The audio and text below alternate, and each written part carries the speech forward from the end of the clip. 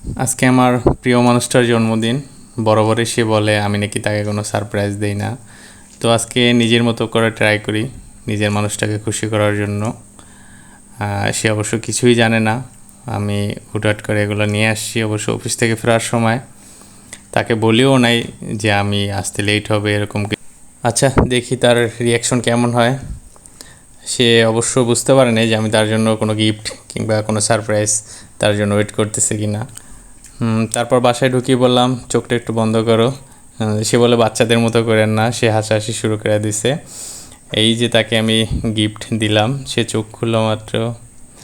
আলহামদুলিল্লাহ, সে অনেক খুশি হয়েছে। তার মুখ দেখলেই বোঝা যায় আসলে ভালোবাসার মানুষকে খুশি করতে অনেক দামি কিছু লাগে না, খুব ছোট ছোট জিনিস দিয়ে খুশি করা যায়। এর মধ্যে আমার ছেলেও চলে আসলো, মুসলমানি হয়েছে। সে তো লুঙ্গি পরে আছে, সে তো তার মায়ের গিফট দেখে হাসি পাইছে। তার মা আবার বলতেছে এগুলো তোমার জন্য তোমার বাবা গিফট নিয়ে আসছে। সে তো অনেক খুশি।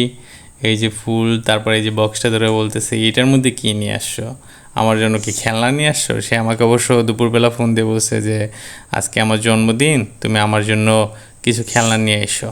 তা আমি বলছি যে আচ্ছা নেব, অনলাইনে অর্ডার করে দেখি। সে বলতেছে না, তুমি আজকেই কিনে নিয়ে আসবা।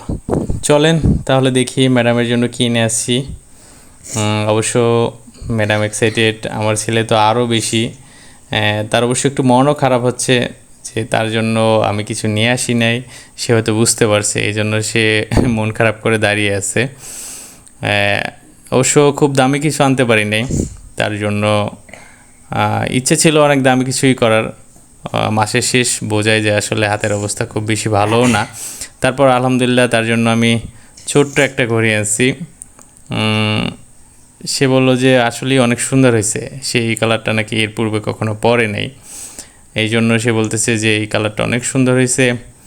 তো এখন দেখি তাকে ঘড়িটা হাতে পরাই দেখি আসলে কেমন লাগে তার হাতে। আমি বুঝতেছি না আসলে এই কালার ঘড়ি সে কখনো পরেও নাই, বাট আমি হুটহাট করে এই কালারটা নিয়ে আসছি। এখন আসলে দেখি। এতক্ষণ তো আপনাদের ভাইয়ার কথাই শুনলেন, এখন না হয় একটু আমার কথাও শুনেন, তাই না? তো যে গিফট নিয়ে আসছে তাকেই বলছি গিফটটা খুলেন, তারপর গিফটটা মানে আমাকে পরিয়ে দেন। আমি তাকেই বলছি যে আপনিই খুলে দেখান। তো যাই হোক, যে আমার জন্য মানে সারপ্রাইজ নিয়ে আসছে অনেক ভালো হয়েছে, আমি অনেক বেশি খুশি হয়েছি। মূলত আসলে গিফটটা আসলে বড় জিনিস না, আসলে এভাবে সারপ্রাইজটা কিন্তু অনেক একটা খুশির ব্যাপার। তো সে আমার জন্য যে নিজে পছন্দ করে কিছু নিয়ে আসছে এটাই অনেক কিছু। সে সহজে নিজে কিছু কিনতে চান আমার জন্য, কারণ ওই যে আমার আবার একটু বাতি গেছে ভাই, মানে এটা পছন্দ না, ওইটা সেইটা না সেইটা, তো এই জন্য দেখা যায় সবসময় সাহস করে না। কিন্তু তার নাকি খুব ইচ্ছা করে সে নিজে আমার জন্য কিছু কিছু জিনিস আনবে। তো যাই হোক, দেখেন মাশাআল্লাহ ঘড়িটা অনেক বেশি ভালো হয়েছে, কারণ আমি এইসব কালার এর আগে ইউজ করি নাই। তো সে নিজেই আমাকে হাতে পরিয়ে দিচ্ছে, মানে আমার খুব ভালো লাগছে ব্যাপারটা। মানে সারাদিন আমার একটু অন্য কারণও মন খারাপ ছিল, কিন্তু কেন জানি না এখন দেখেন এভাবে কি মন খারাপ করে আর রাখা যায় বলেন তো। তো আল্লাহর কাছে হাজার হাজার শুকরিয়া, আল্লাহ যেন আমাদের সারা জীবন এভাবে রাখে, আমরা যেন সারা জীবন এভাবে থাকতে পারি। আপনারাও আমাদের জন্য দোয়া করবেন, আপনারা আমাদের পাশে থাকবেন। আর এই মানুষটার কথা না হয় নাই বললাম, আজকে গিফট দিছে বলে যে তার কথা বলবো এমনটা কিছু না। আপনারা অনেকেই জানেন, আর আমার ফ্যামিলিগত মানুষ যারা আছেন তারাও অবশ্যই জানেন যে এই মানুষটা কীরকম আর আমাদের বন্ডিংটা কীরকম।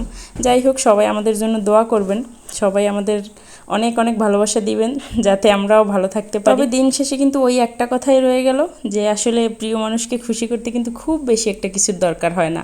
এই যে দেখেন যেমনটা, খুব অল্প কিছুতেই এত বেশি খুশি হয়ে গেছি বলেন।